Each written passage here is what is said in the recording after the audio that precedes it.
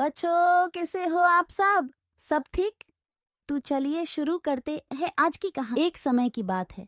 एक गांव में एक बड़े ही सद्बुद्धि और सच्चाई परायण लड़का रहता था। उसका नाम राजू था। वह गांव के सभी लोगों के बीच में पसंदीदा था क्योंकि उसने कभी झूठ नहीं बोला था। उसकी सच्चाई और ईमानदारी की मिसालें सभी को प्रेरित करती थीं। एक दिन गांव में एक बड़ा मेला आया।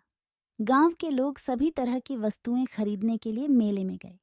राजू भी मेले में गया और वहां अपने दोस्त के साथ घूम रहा था। मेले के बाद जब वह अपने घर लौट रहा था, उसने एक सोने के सिक्के को रास्ते में पड़ा देखा। राजू ने उसे उठाया और देखते ही उसने पहचान लिया कि यह सिक्का उसके दोस्त का है, जिसने मेले में उसके साथ रहकर सिक्के की खरीदी की थी। राजू ने उस सिक्के को अपने दोस्त के पास लौटाने का फैसला किया, लेकिन उसके दोस्त ने उसे कहा, यार, मैं तो खो चुका था, सो मैंने उसका सोचा ही नहीं। राजू बहुत ही सोच समझकर उसे सिक्का वापस देने लौट आया।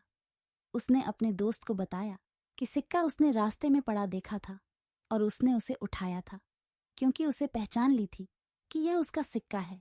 उस घटना के बाद गांव के लोग राजू की सच्चाई परायणता की प्रशंसा करने लगे। वे उसे अपना आदर दिखाने लगे और वह सभी के लिए एक प्रेरणा स्रोत बन गए।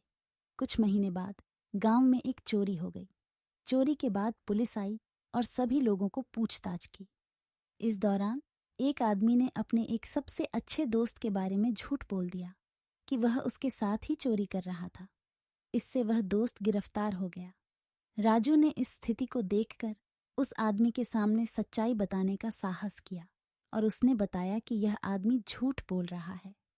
पुलिस ने उस आदमी की खोज की और उसके दोस्त को छोड़ दिया। इस घटना से सबक लेते हुए गांव के लोग ने सीख ली कि सच्चाई और सच्चाई परायणता की महत्वपूर्णता क्या है। राजू की मदद से वे समझ गए कि झूठ बोलने से केवल कुछ समय के लिए लाभ हो सकता है, परंतु अंततः यह उनका आत्मविश्वास कम कर देता है और उन्हें समाज में दोषी बना देता है। इस कहानी से हमें यह सीखने को मिलता है कि हमें कभी भी झूठ नहीं बोलना चाहिए। सच्चाई का पालन करना हमारे आत्मविश्वास को बढ़ावा देता है और हमें समाज में आदर्श बनाता है। छालो यार, मस्ती करके शेयर करो और सब्सक्राइब हो जाओ।